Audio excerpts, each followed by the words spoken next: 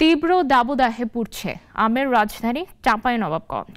এর আগে ঝড় বৃষ্টিতে কমেছে মুকুল, এবার তীব্র গরমে ঝরে পড়ছে আমের গুটি।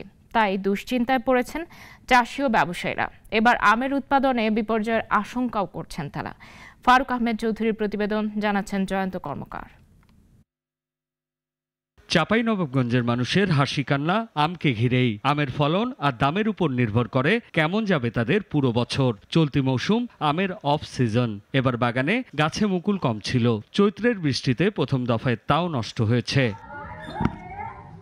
এবার তীব্র তাপদাহে বোটা শুকিয়ে ঝরে পড়ছে আমের গুটি। নানা পদ্ধতি অবলম্বন করেও ঝরে পড়া ঠেকানো যাচ্ছে না। আমের উৎপাদনে বিপর্যয়ের আশঙ্কায় তারা।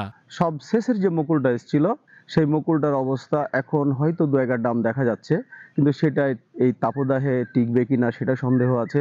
এখন কয়েকদিন থেকে যে তাপদাহ চলছে, এরপরে যে গাছে যে দানা আছে, আমের গুটিগুলো আছে, সেগুলো ঝরে পড়ছে। দোকানে যে বৃষ্টিটা হয়েছে, এই বৃষ্টির কারণে আমরা ওই মুকুল ফোটার সময় বৃষ্টিটা হয়েছে। স্থানীয় আঞ্চলিক গবেষণা কেন্দ্রের গবেষকরা বলছেন, খরার মতো প্রাকৃতিক দুর্যোগে চাষিদের সতর্ক থাকতে হবে।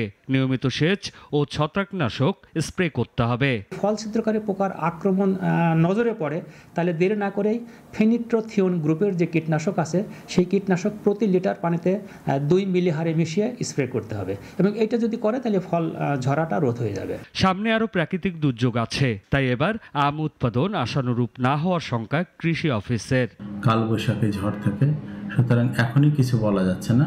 তবে আমার কাছে মনে হয়েছে যে এবছরের যে বিরূপ আবহাওয়া, এটি আসলে আমের জন্য আসলে কোনো ভালো কিছু আনবে বলে আমার কাছে মনে হচ্ছে না। কৃষি বিভাগ জানিয়েছে, এবার চাঁপাইনবাবগঞ্জের 37,000 হেক্টরের বেশি জমিতে আম বাগান রয়েছে।